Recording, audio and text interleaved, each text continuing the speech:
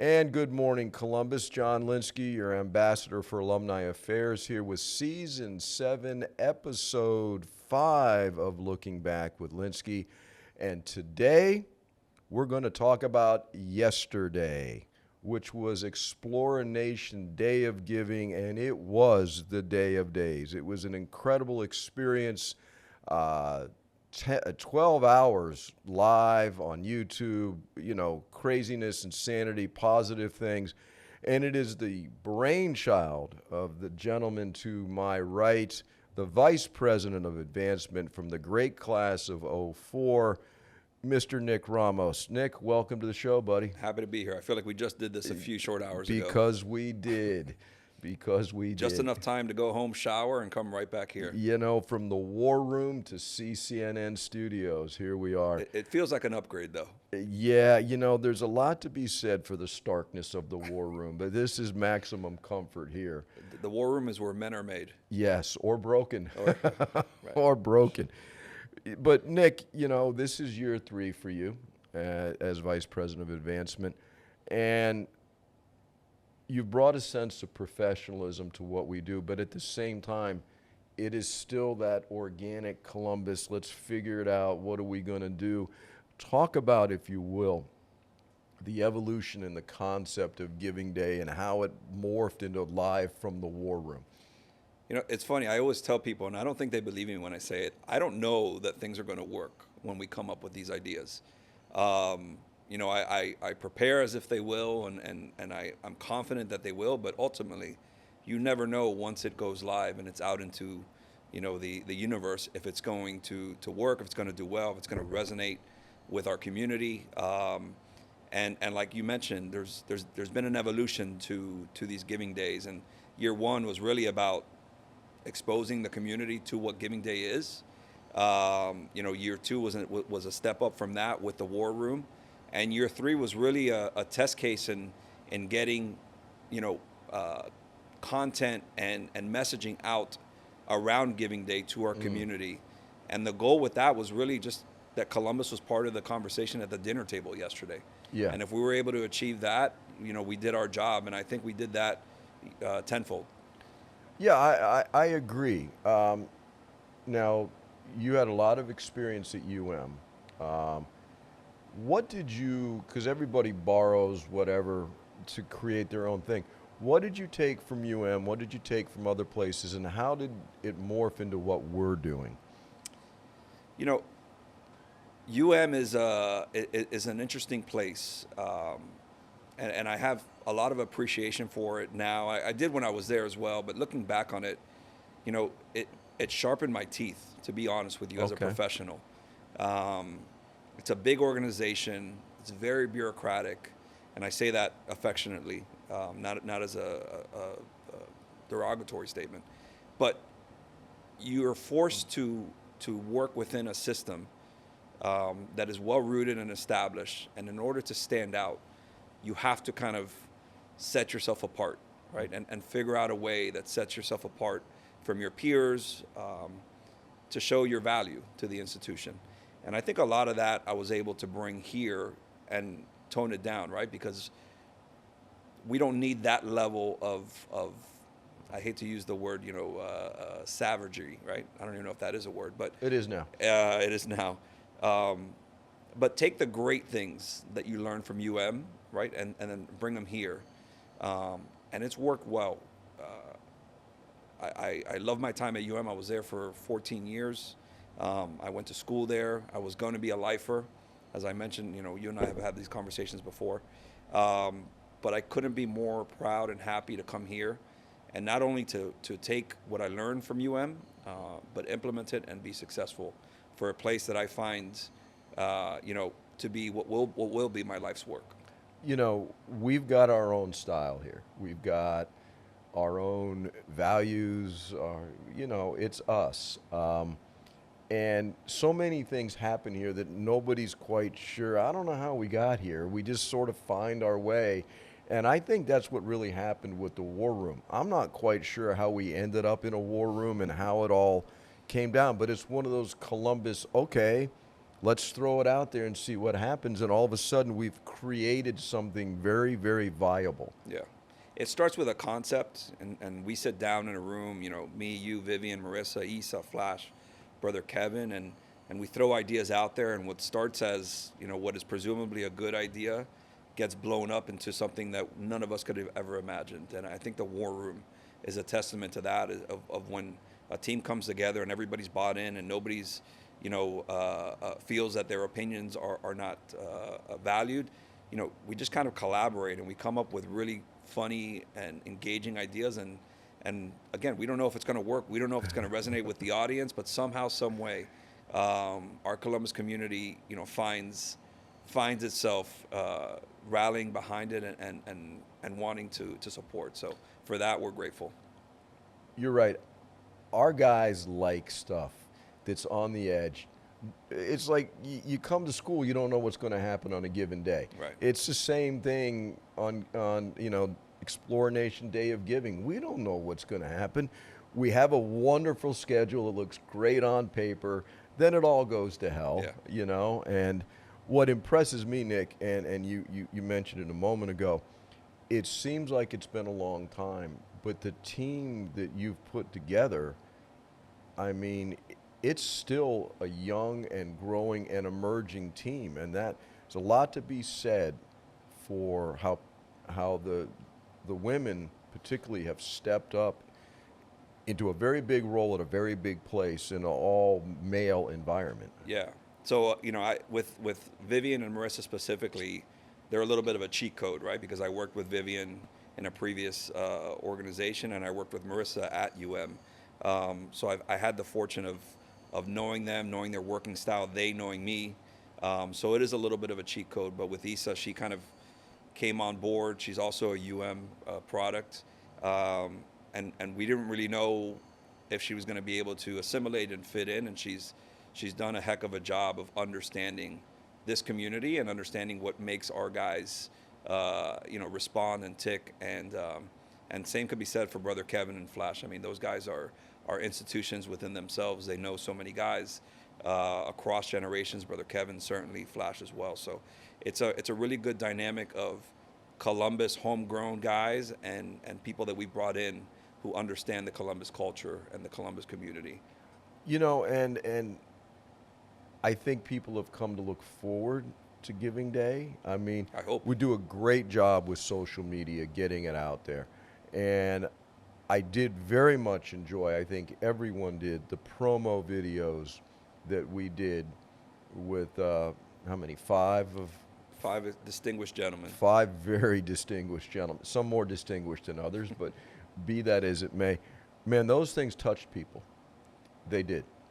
Yeah, I think, listen, being authentic and transparent with what this place means to you, it's going to resonate, right? And the way we come up with those ideas or those concepts, it was really workshopped in the group. And I had this idea of, you know, I was sitting at home one night, you know, around my island, and I was talking to Lindsay, my wife, and talking to my brother Leo, and giving them kind of what Columbus means to me.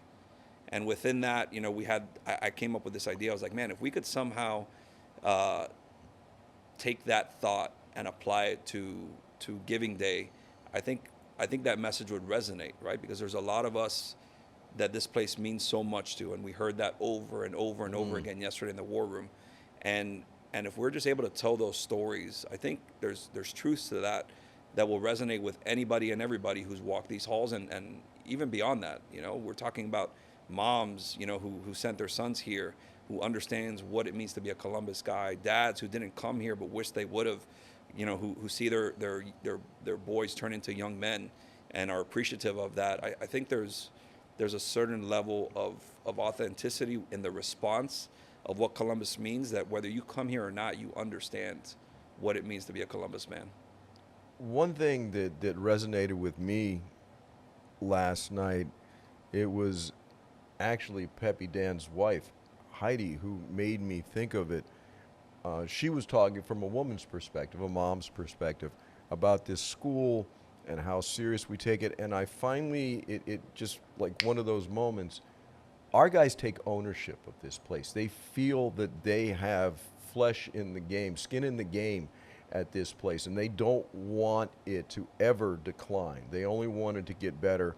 And there's no greater generosity than doing something for someone you're never going to meet to guarantee they're going to have a better experience than you did. And that really resonated with me last night. I think I knew it, but, you know, then it finally, well, that's why. Well, you said it, right? I think you mentioned there's a sense of founder syndrome Yeah. within this place, or certainly for you. Yeah, and absolutely I think you there hit the is. nail on the head with that. There's so many guys who, again, this place is so important to the man that they are today, that they feel a sense of responsibility to keep that going and to give back to the school and to give back to future generations, because they care about the direction of this place, and they want to make sure that this place is here for either their children or their grandchildren. So I think Yeah. founder syndrome is basically that you captured the ethos of what this place is. You know, and we had some tremendous guests come on, and, you know, Who was your favorite? Oh man, that's like asking me to pick between my children. But there are some that are just classic. Anytime you get Mike Marinelli on the air imitating brother Edmund Sheehan, that's classic Columbus.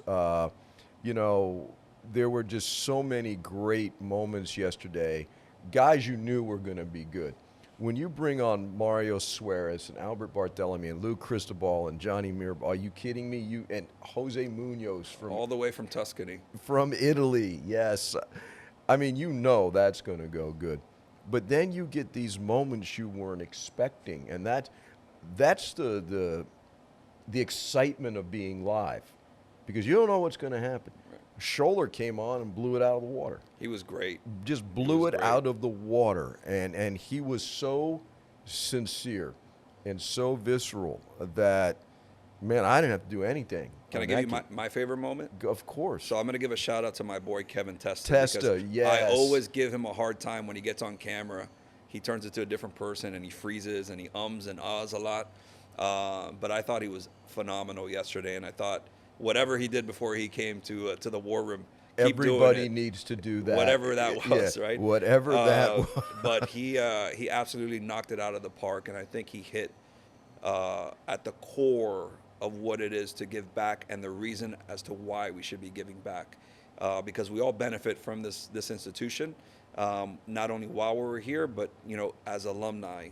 So a nominal gift back to the school, I think, is the least that our guys could do, and it helps the guys that are here now. So it's a win-win. But I think what he said and his message resonated. I know he wanted to say more that we couldn't put on air. Of course. And if you were at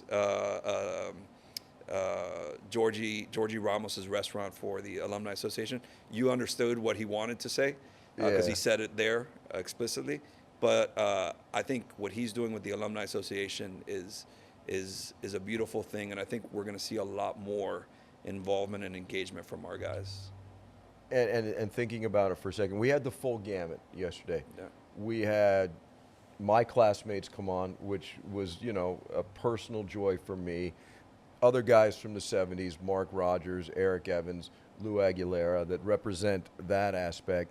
Then we had the absolute buffoons from 97 and Stephen Pita for the Brewfest. Andrew Harriman dressed up as mid-'80s Fred Foyo. I mean, Peak Foyo. That was Peak Foyo. Pete Foyo.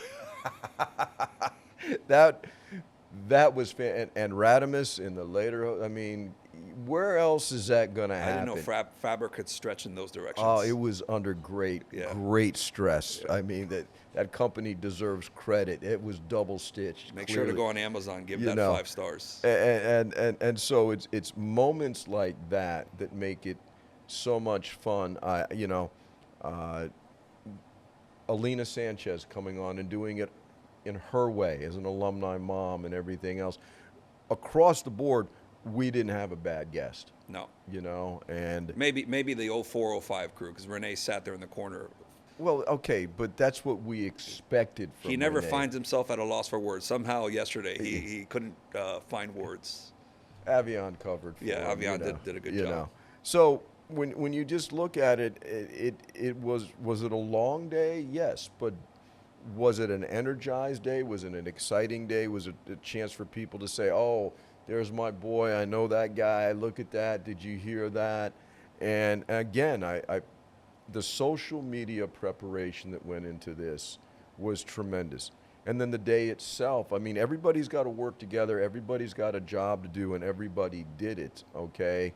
You know, Melissa Marty is just making that whole thing happen. 12 hours on the stream. Yeah, 12 hours on controlling the the stream. Marissa making sure everything's coordinated. I don't think Vivian looked up once. No.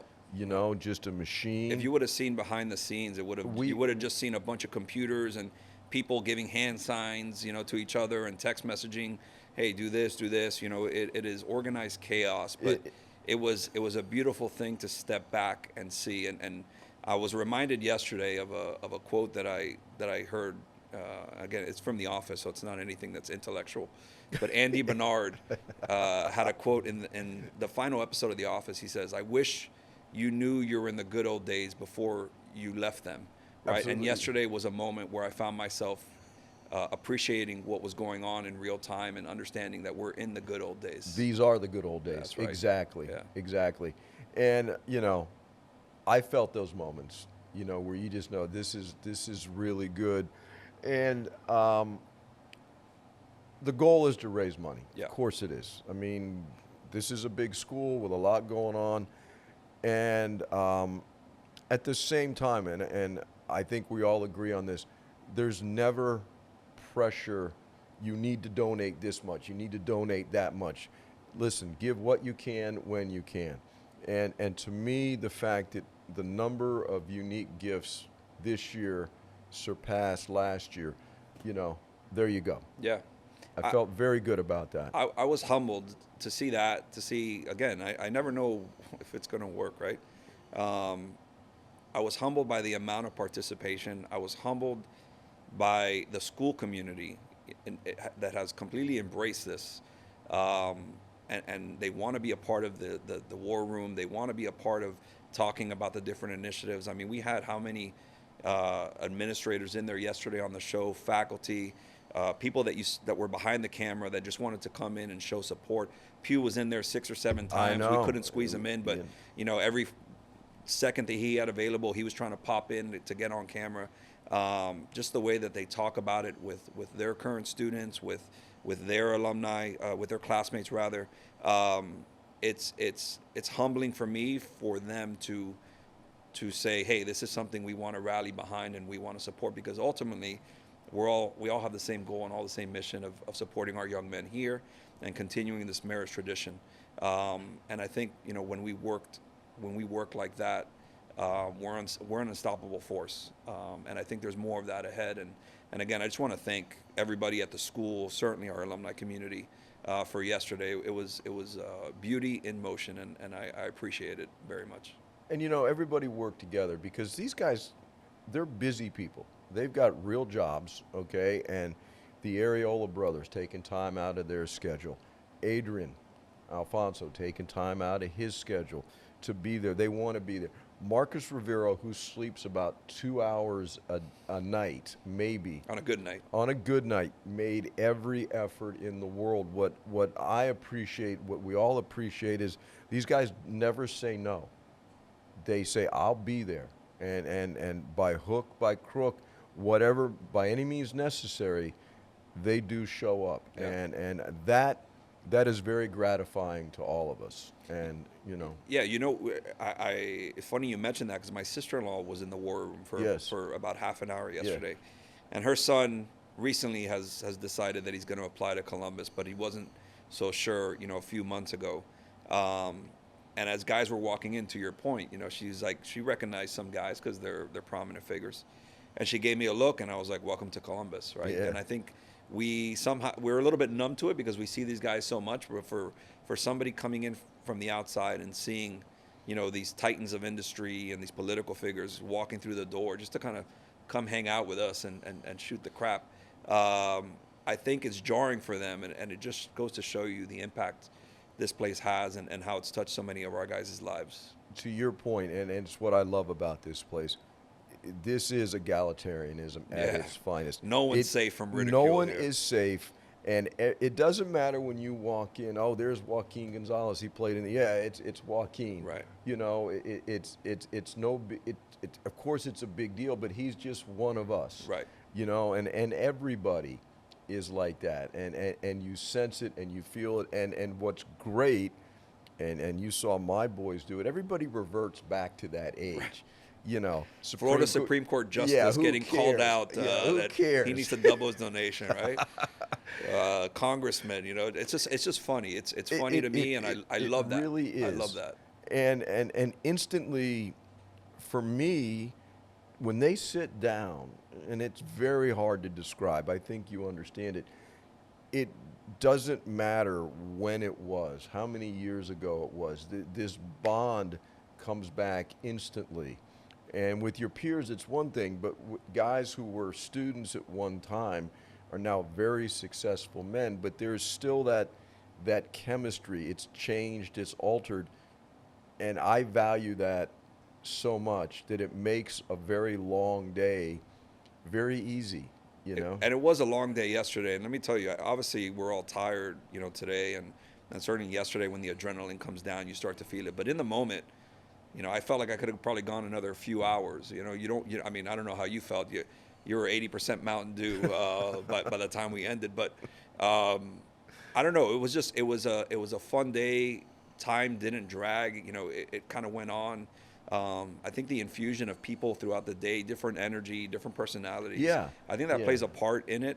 You know, and I commend you for kind of just grinding through it, right? At a certain point, I was checking on you to see if you needed a break or not, but you just kind of reached over for another Mountain Dew and said, "I got this." You know, yeah, you know, it is a little bit tiring, but I enjoy it so much, and I know why we're doing it, and what feels great is these guys, like I said, are taking time to be there because they want to be there, and they want to give their money.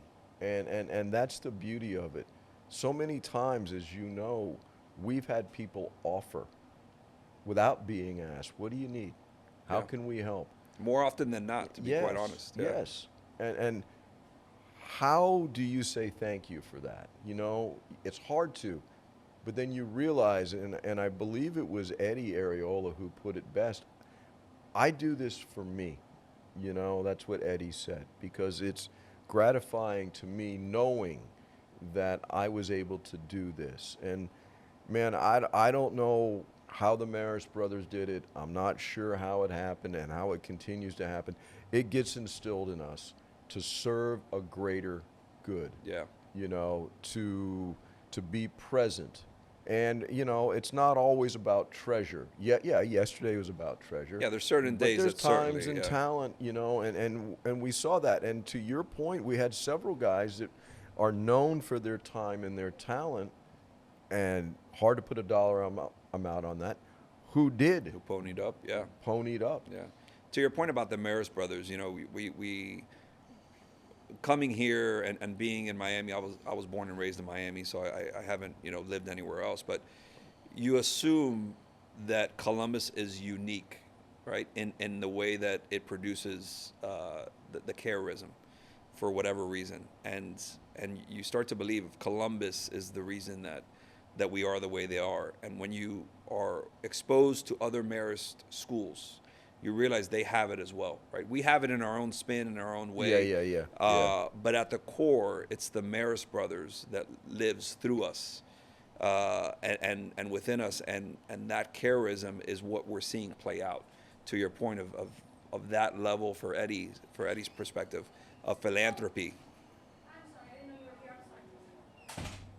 You want to cut and go back? Live TV. Let's go. All right. But yeah, it's just the Maris brothers. They've cracked a code of inception and of instilling, you know, the pillars and the qualities of what it means to be Marist, without us realizing that they're doing it. And we live that out daily now. It's amazing. Through our service and through our families and you know, through Columbus. And I thought Brother Dittus did a great job yesterday talking about guests. I mean, he's always awesome. great. He's always great. I mean, he is a piece of work, you know, and we need that. And Eric Pino and Alex Jezer on the new Faith and Mission team, boy, They parked That was it, another too. group that I didn't mention that was there, and they Yeah. kept coming back because we had so Oh, I many know. guests. I And know. The patience people showed. Webb, Casals, and Dunn sat there for, I don't know, 40 minutes or whatever, because they wanted to get their message across. you know, you have three coaches of major sports sitting there in a room waiting for an hour plus to come talk to us about, you know, whatever. And it just, again, it just goes to show you the support from the school community and how much that means to us. And having their buy-in is integral to our success. And through these giving days, through developing the relationships with them, and for them understanding, you know, how one hand washes the other. I think there was a lot achieved yesterday, and I'm just grateful is one of the best word I could describe, and I don't use that word lightly. No, and it is a very true word. And there was a lot of history there yesterday. What was very cool, when Eric Evans came in with all that paperwork that was his dad's going all the way back to the 1960s and the mimeograph stuff and all that, to realize the evolution of this school. But even back then, there were people that were planting the seeds. We like to say that we stand on the shoulders of giants. Certainly we do. Like Carter Burris, people like that, that have made this place what it is. And it's wonderful to see as well that the next generation is stepping up. The young guys taking ownership, man, absolutely, positively. That's why Brewfest is going to continue to grow, because of the young guys. That's why Pig Roast, how can it get any bigger? It can't grow but anymore. we'll figure out a way, you know. Food and wine, everything we do, there's a sense of professionalism now, even when we have no idea what we're doing, which is the War Room really, I don't know. I love it. I love you it. know. I love the chaos. I mean, it's Columbus, right? And somebody was asking, like, oh, next year we should, you know, have a little bit more production, you know, professional production. I was like, absolutely not. No, we don't want I mean, that. Marissa throwing the streamer and it not making halfway No, of across the course. table. I mean, that's what I'm here for, man, and that's what our guys are here for. know. And it's the essence of Columbus was on display yesterday, and it's a beautiful thing to see. Can I turn it around on you a little bit? Of And I course. don't know that you answered this yesterday. You might have, and I might have just not been in the room. Yeah. So we asked all of our guys if you could go back and speak to your 14-year-old self. Yeah. What would you tell him, right? And what would that answer be for you? Obviously, being at Columbus for 4 decades, right? Yeah. Between a student and faculty and administrator. Obviously, you don't live here, but you're still very much involved. Yeah. What would you tell 14-year-old John Lynskey, understanding the family that you came from with so many brothers and other siblings, and obviously your father being a part of this community, your family really being a large part of this community? You know, what would you tell little Johnny Lynskey over at Epiphany when he was making his decision? Well, I'll tell you, I enjoyed every second that I was here. I was one of those guys, I didn't miss school.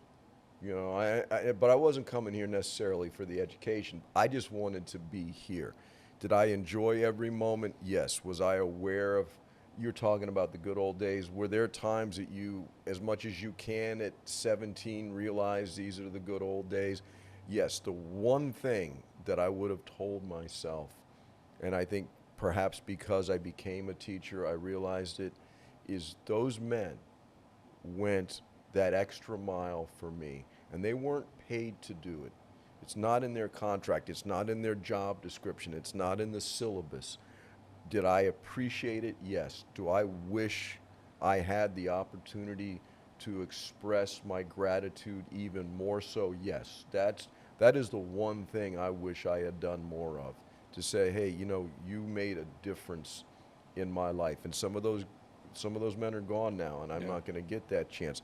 That's what I would have told myself. But you're doing that now, right? With what you do, you know, through our office, what you do with these podcasts, how you connect guys back that have been, you know, removed. I mean, I think we do that in our own way. Everybody, you know, has a way of giving back to the institution. And I think you're doing that, and you're honoring those guys in the Lynskey way, right? Yeah. And there's different ways that we go about that. Some people give money, some people give time, talent, as we've mentioned here. But I think the way you do it is unique. I think in my role, you know, I give back to the institution in my way, about, you know, because I wouldn't have been here otherwise. You know, I came from single mother. I was the only one of my three brothers to come to Columbus. I probably shouldn't have come here. If you look at it objectively, we couldn't afford it. To say that we barely got by is an overstatement.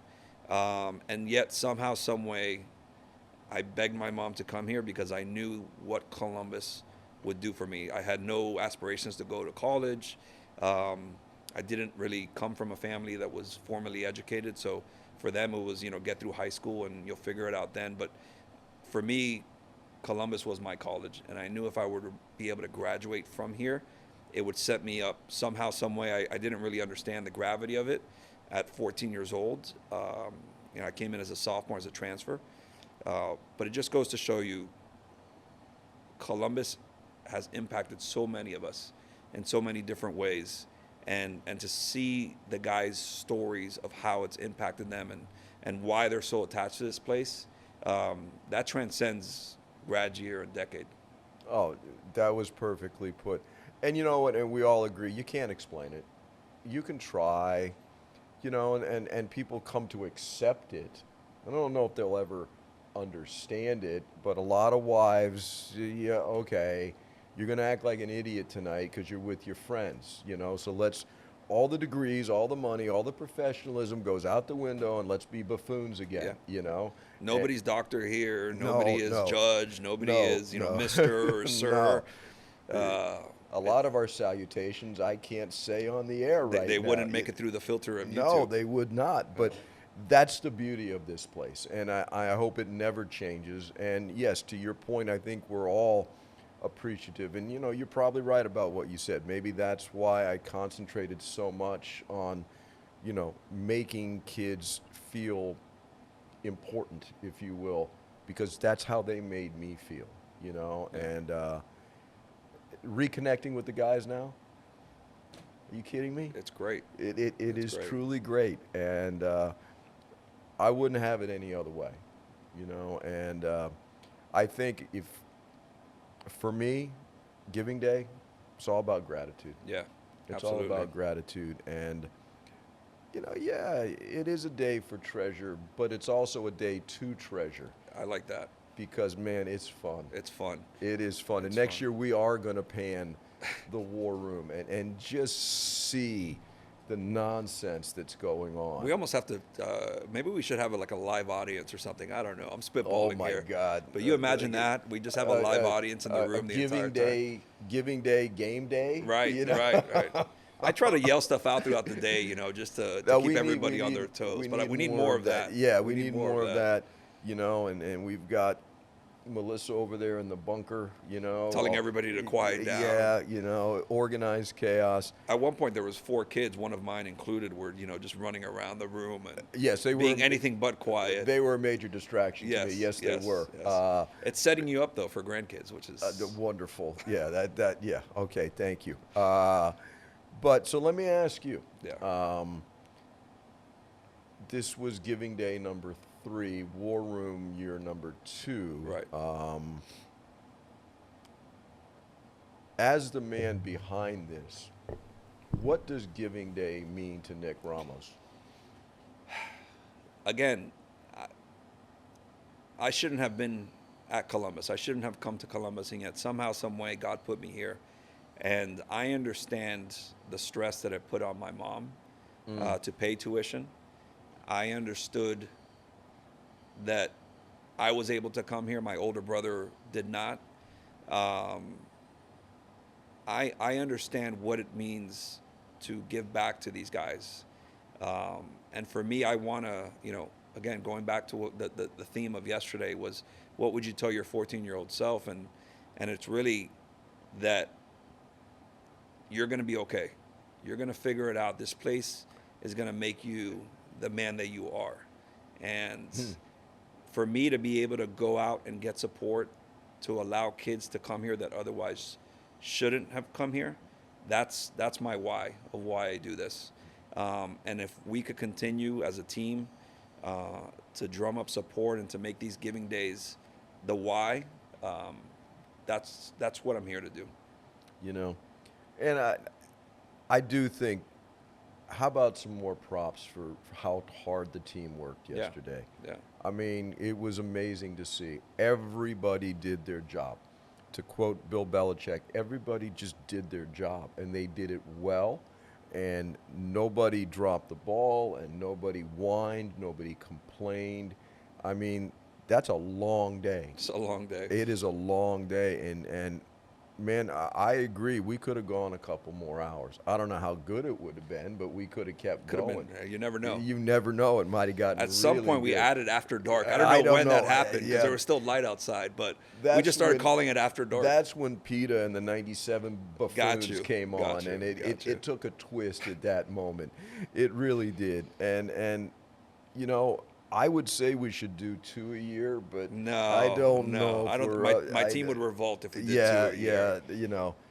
But man, it is for one day out of the year, everybody goes Yeah. 110%. And, you know, we can't thank you guys enough. We can't thank you guys enough. Last year, we had Sergio Padron. Last night, we had The you know, Dan's family the and Dan's Jace family. Richardson. Jace, yeah. I what an mean, example for young Exactly. men who are recently graduated. Obviously, he's in a very well positioned to make that type of gift. But I just think it goes to show you that he's already thinking of philanthropy 1 year removed from this place, and having only been here 1 year. Yes, exactly. And you look at Jax, his younger brother, kind of, you watch him in the hallways, and he's just loving his time here. And for all of us, right, we should look at them and say, hey, we could all give back. If they could give back, Jay specifically being 1 year removed from here, all of us could give back. And obviously Columbus means a lot to him. And there's a reason why, and we just have to find our why. You know, and this was a reoccurring theme yesterday because so many of our guys have been, they're very successful, you know, and they're financially well off. So yeah, you can give the money, but lots of people are asking them for money. In fact, they get hounded for money, let's face it. Right. They choose to give it here. And that's the essence of why here. Why here? They, you know, they all went to, you know, a university, grad school, med school, law school, whatever. Why your high school? And that is the essence of this place. And they don't hesitate. This is their place. That makes me pretty proud, man. For sure. And this place is unlike anything I've ever seen. You know, at UM, it was trying to convince people why to support UM. And you look at some of these other high schools that are our peers that don't do as well as we do, and they want to know the secret sauce. And I wish I could tell them it's because I thought of all these different ways of doing it, but really, you know, it's baked into the culture here. Well, It's baked into the culture. it is baked into the culture, but we've found a way to plug into that culture. Right. And I think that's the key. Relate to the guys and make them feel good. And I'll tell you what works at this place, and you know it as well as I do, is nostalgia. I thought you were going to say peer pressure, because that also Well, works. that worked very well yesterday. You know, nothing like shaming your friends. Yeah.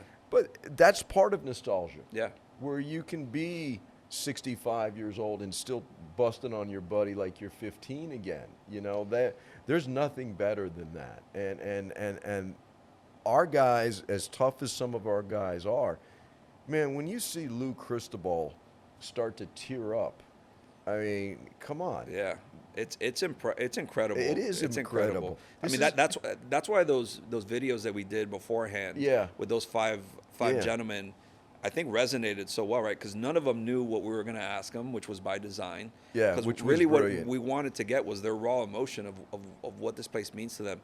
And I think every single one of them, if you look at the video, their eyes watered as they're talking about this place. Yeah.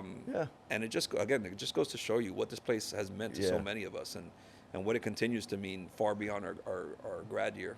You know, it was great when you, Tom, and I signed off last night.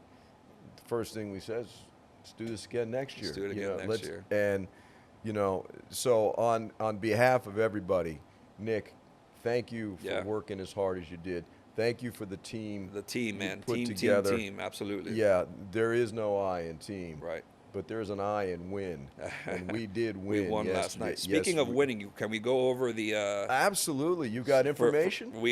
I just want to kind of recap just for our audience that maybe is hearing this without having seen the totals. So coming in at the top initiative. So just to give everybody context, we outlined 8 institutional priorities to highlight yesterday, and in this order they were ranked. Academic programs came in at just shy of $300,000 yesterday. What? Yeah, so it was 294. Wow. Yeah. Number 2 is scholarship at $52,000. Number 3 is athletics at $53,000. Faith and mission, Eric Pino and Alex yesterday, as they came on, those numbers started to tick up at $25,000. The Maris Brothers residence, $21,000. Student clubs, $7,300. The Call Como Center at $8,200, and then the Portela Endowment at $20,000. So it was a successful day. Again, it kind of highlighted every area of our school community, and just thank you again for all of our alumni, our parents, our friends who gave back and made yesterday as successful as it was. And I'll tell you what, as tired as we are, I'm already looking forward to next year and see what we can do to make it more entertaining and more stupid and more Columbus and more successful. I think that says a lot about us, right? We're a little sick in the head. Oh, we're a lot of sick in the head, man. And part of the craziness is because of this place. Right. And we want to give back to that. And let the craziness continue. Let the good times roll. I mean, that's what this place is. And we're going to continue to give young men the opportunity to come to this place and leave as true explorers and go out in the community and do great things. That's what we're all about. That's what we're here for. Yeah, it's Buenos Tiempos, bro. Bueno Tiempos is certainly, I was going to say loading, but fully loaded yesterday. Fully loaded. So, Nick, thank you so much, brother. It really was a great night. Thank you, John. And I think the you're uniquely positioned to do what you do, and that war room, the idea is not able to be executed without you at the helm. So I appreciate what you did yesterday and the amount of Mountain Dews you consumed, and for all the team, from Melissa, Vivian, Marissa, Isa, Flash, Kevin, and all the guys who were a part of yesterday. Just thank you. Yes, very much. And so, Explorer Nation, thank you for the day of days yesterday. Already looking forward to next year. So until next time, which actually is, we got one tomorrow. Oh boy. It's a doozy tomorrow. Oh, it is a doozy tomorrow. More on that mañana. So until then, Explorer Nation, Buenos Tiempos, and Adelante. Adelante. Thanks, Nick. Thank you.